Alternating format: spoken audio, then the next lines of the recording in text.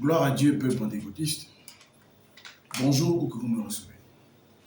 De par mon visage, vous savez d'ores et déjà la personne qui se prononce à vous. Je suis l'adorateur Samuel Mukanga consacré, un fils de la maison des Assemblées de Dieu de Pentecôte, fondation d'Emba Isaïe au Gabon. Alors, à ce jour, je fais une déclaration par rapport à la vie de notre communauté, à l'ère de la réconciliation, sous la bannière du Conseil national que dirige le pasteur Gayama Pernel Mathurin et le comité exécutif que dirige le pasteur Tiba Placide Bletsa, dont j'honore les différentes onctions. Alors, je parlerai ici de 3 points, sinon 4. Le premier point, c'est concernant le rapport d'activité du Conseil national et du comité exécutif. Le deuxième point serait les cultes dits cultes de réconciliation. Le troisième point serait la révision des textes qu'il y a eu il y a quelques jours au niveau du mandat. Et pour conclure, j'appellerai à l'éveil du peuple. Alors, rapidement, j'introduis mon propos dans la parole de 2 Chroniques 7,14. La Bible dit, si mon peuple qui est invoqué mon nom, s'il me lit, je l'exaucerai des cieux et je guérirai son pays. Nous connaissons tout ce que notre communauté a eu à traverser jusqu'ici, pour ne prendre que la situation qu'il y a eu à Bethel lors du mouvement des bien-aimés frères et sœurs. Je ressasse l'histoire. Partant de cette affaire, il y a eu scission entre aujourd'hui les bien-aimés frères de la montagne et ceux du vieux village appelé Bethel. Au soir de cela, il y a eu une assemblée générale du 2 février que vous connaissez à Libreville. Et pendant ce tumulte au sein de notre communauté, les bien-aimés de Libreville nous avaient dit, jadis, qu'ils étaient comme neutres, appartenant au Quimbo.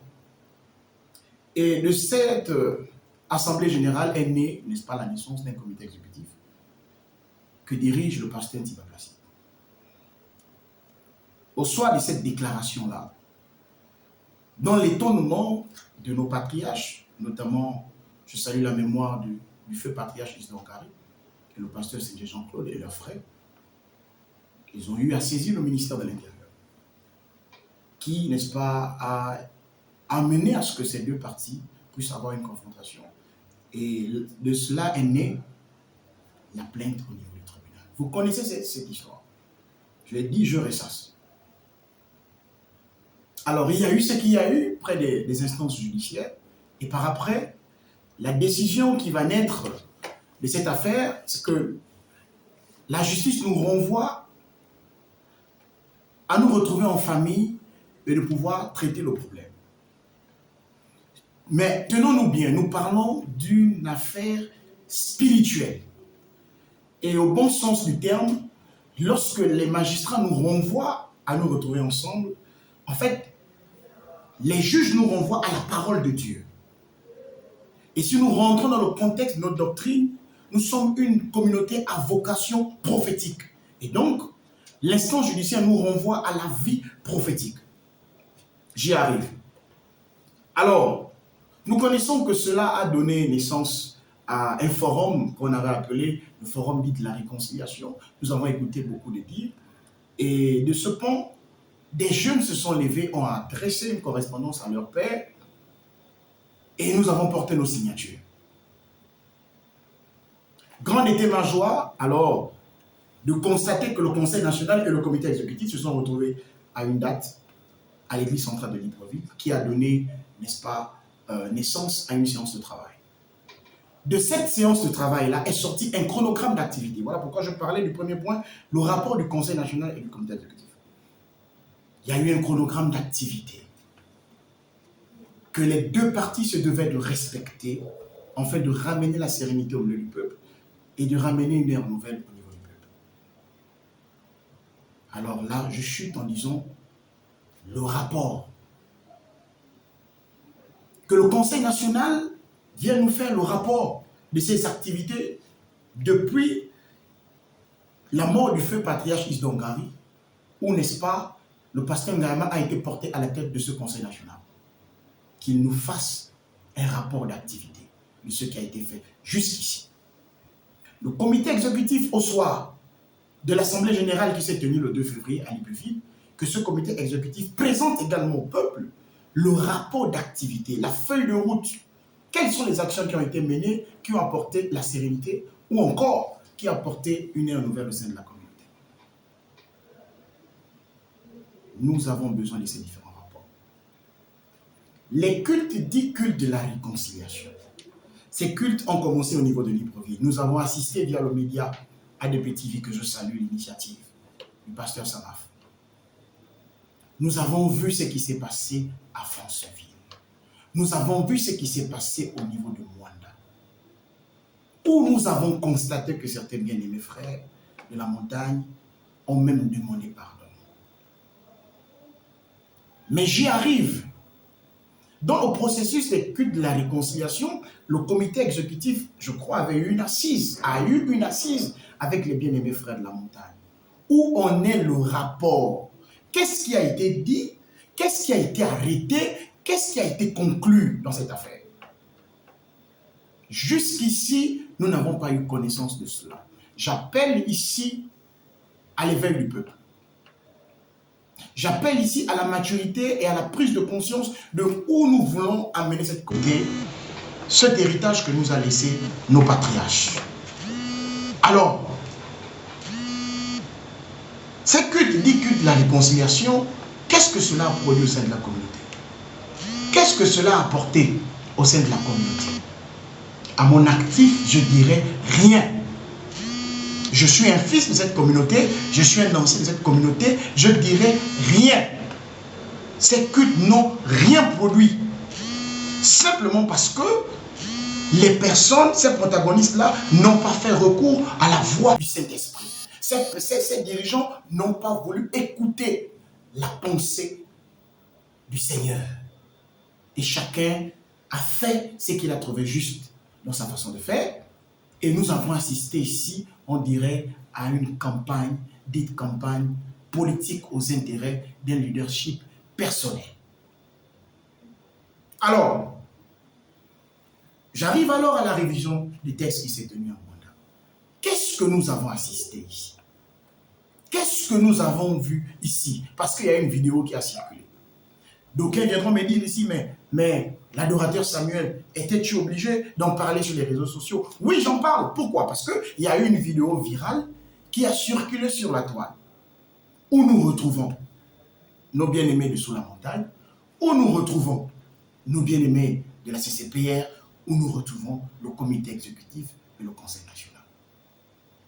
Toute une amalgame. Est-ce que c'est ce qui avait été arrêté à Libreville? Est-ce que c'est ce qui avait été convenu? Dans la mesure où il y a eu des commissions qui ont été mises en place, où des personnes se sont retrouvées, ont prié, des intelligences se sont retrouvées pour pondre des nouveaux textes pour le fonctionnement de notre communauté, on arrive à cet amalgame. Est-ce que c'est sérieux? Qu'est-ce que toutes ces personnes-là sont venues faire? Quand je parle de toutes ces personnes ici, je veux être clair dans mon propos. Ces personnes qui n'étaient pas désignées de représenter le comité exécutif ou de représenter le conseil national. Qu'est-ce qu'ils sont venus faire? Alors, je ne serai pas long pour terminer sur mon dernier point, l'éveil du peuple. Dans l'éveil du peuple, j'appelle ici à la démission du conseil national. J'en appelle à la démission du comité exécutif. Certains viendront me dire que, mais l'adorateur Samuel Mukanga, est-ce que tous sont-ils coupables? Je dirais non. Mais j'appelle aux responsables, au pasteur Ngayama et au pasteur Ntibablassi. L'heure est arrivée pour vous de libérer la communauté. Je le dis de façon solennelle et avec beaucoup d'humilité. L'heure est arrivée pour vous de libérer la communauté. Et dans l'éveil du peuple ici, j'en appelle à la jeunesse de notre communauté. J'en appelle à ces jeunes gens. J'en appelle à mes aînés dans la foi. J'en appelle à mes pères. Parce que nous parlons d'une génération dite prophétique selon Joël 2,28. Que la classe des anciens du pasteur Senji, de maman Mahomo Béatrice, la classe des anciens de maman Colette Okimaswa, la classe des anciens, le représentant légal, Benoît Boubala, j'appelle à ces anciens-là de se retrouver avec une jeunesse, des jeunes conscients qui ont le souci du peuple. J'appelle à une rencontre de tous les fils et filles de la fondation Demba Esaïe au Gabon, sous l'aide du Conseil national et du comité exécutif.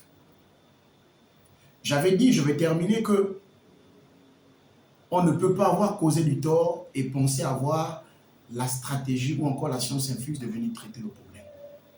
D'autres personnes pouvaient gérer cette question de la réconciliation. Je l'ai dit sous d'autres cieux, que ni le comité exécutif, ni le Conseil national ne devaient gérer cette affaire de la réconciliation.